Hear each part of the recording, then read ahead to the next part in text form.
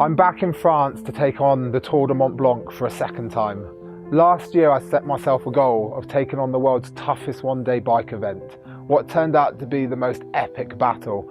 330 kilometers, 8,000 meters of ascent through 3 different countries. It was a goal that I'd had for 6 or 7 months. It's something I'd built towards, but ultimately on the day, the mountains got the better of me. But the goal didn't end there. I might not have achieved it at the first time of asking, but I've come back to take another shot. And now, a year on, I'm stronger of mind, stronger of body, and I'm better equipped. I went away and I said I have one of 2 choices here. One is I say I wasn't good enough and I just leave it at that.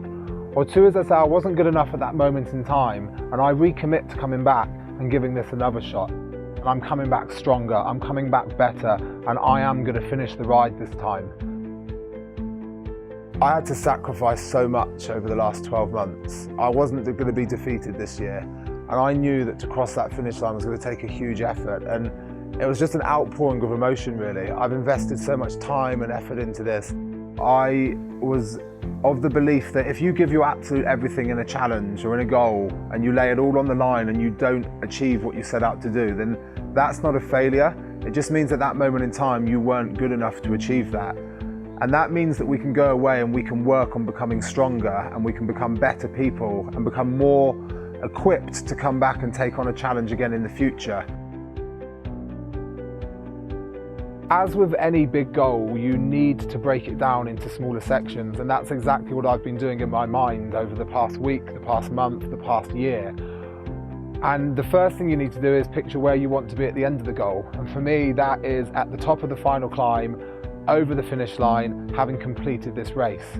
And now I have to break it back from there and to break it down into smaller sections that are more manageable for your mind, because sometimes when you look at a huge challenge, a huge goal, it's hard to picture yourself at the end of it straight away. So I need to work backwards. This is 330 kilometers, that's over 200 miles of non-stop cycling. So for me, it's about one small step at a time. So when I leave here at 5 o'clock in the morning at the start, it's about the next hour, the next 2 hours. Then it's getting to the bottom of the first climb. It's getting to the top of the first climb. And what happens is, as you slowly tick off these smaller minor goals, you build your confidence, you build your belief, and you're getting closer to that end goal all the time, whilst focusing on small baby steps. With any great goal that you take on, it's incredibly important to understand that you need a support network around you in order to achieve it. The greatest goals we see achieved aren't achieved by one person, but it would not have been possible without the love and support of all of those around me. It's important that I fully support him, I'm fully behind him, and he knows that no matter what he wants to do, whether it's waking up at 5 in the morning to go on a 6-hour ride, he's happy to do that, and I'm happy for him to do that. Very glad that Marcus wants to embark on these mad challenges, and I'm going to be behind him all the way. For me, that final 200 or 300 metres was an incredible experience. I knew I was getting to the finish, and I'd visualised that moment over and over again this past year, what it would feel like, what it would look like. There's a big orange archway, it had started to get dark, lights were on.